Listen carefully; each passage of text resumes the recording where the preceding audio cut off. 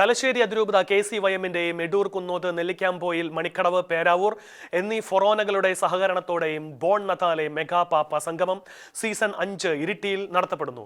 December 20-ന് വൈകുന്നേരം 4:30-ന് Iritty Payyanchery signal പരിസരത്ത് നിന്നും ആരംഭിച്ച് തന്തോട് ദേവാലയത്തിൽ ക്രിസ്മസ് സന്ദേശ യാത്ര അവസാനിക്കും. സന്ദേശ റാലിക്ക് ശേഷം നടക്കുന്ന പൊതുസമ്മേളനത്തിൽ Thalassery arch bishop Mar Joseph Pamplany Christmas സന്ദേശം നൽകും.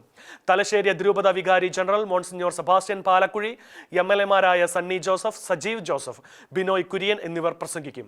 KCYM അതിരൂപത പ്രസിഡന്റ് അബിൻ വടക്കേക്കര, അതിരൂപത ഡയറക്ടർ ഫാദർ അഖിൽ മുക്കുഴി, ഫൊറോന വികാരിമാർ, KCYM പ്രസിഡന്റുമാർ, ഡയറക്ടേഴ്സ്, യുവജന നേതാക്കൾ തുടങ്ങിയവർ യാത്രയ്ക്ക് നേതൃത്വം നൽകും.